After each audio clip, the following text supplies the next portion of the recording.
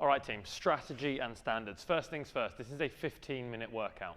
If you win the first 5 minutes, you've made a mistake. It's 15 minutes long, all right? So we're looking to be managed and controlled, and then if we've got something left in the tank for the final 5, we'll change gears then. Depending on how heavy you find the dumbbell you have chosen, we might look to hang on and go unbroken for big sets on the dumbbell and use the lunge to recover.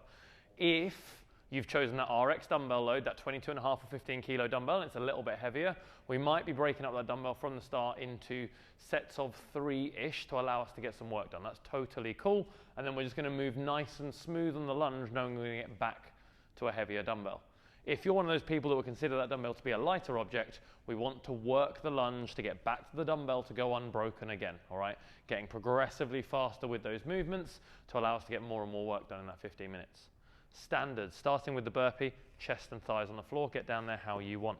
Once we get back up, boom, we need to make it a jump over the dumbbell. That means both your feet need to be off the floor when you pass over the dumbbell.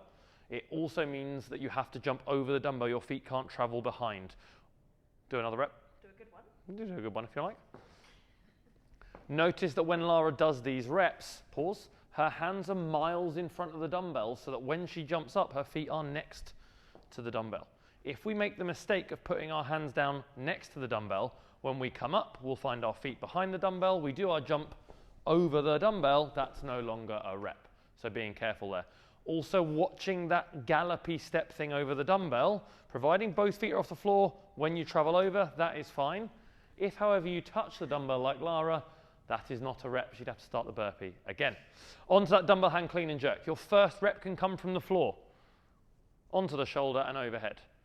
It must go onto your shoulder on the way up. You can't miss the shoulder on the way up. So it's got to touch your shoulder. That's not a rep. It's got to touch your shoulder on the way up. Top of the rep, we need a straight line from your wrist to your shoulder to your hip to your ankle. The dumbbell must be above or behind you when stood side on. If that dumbbell's hanging out in front, that's not a rep.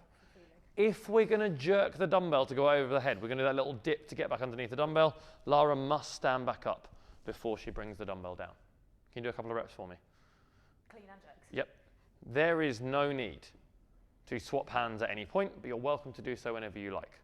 Your spare arm may not touch your body or the dumbbell while the dumbbell is traveling up. It can do whatever it likes on the way down to make that transition. Notice at the bottom of each rep, Lara's got a straight arm with the dumbbell below her hips. If you've got a bend in the elbow, that is also not a rep. Some things to watch out there for as judges. Boom. Coming onto the lunge then, we must start with both feet behind the line.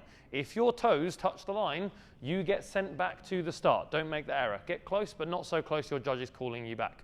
On the lunge, off we go. You must stand up every single rep. That doesn't mean putting your spare foot on the floor. It just means that your hips and knees need to extend. Hey presto. At the end of the rep, you must get both feet all the way over the line and stand tall before you turn around and come back. Just behind the line, off she goes again. Hey presto. Lovely stuff, doing the thing. When you get to the end, if you're in that situation where your foot is just on the line, come back a little bit, it's going to be another rep to get over the line. So Lara's going to have to do one whole extra lunge here. Hey presto, and away, off she goes. The rep on the lunge is credited. There's 2 reps available.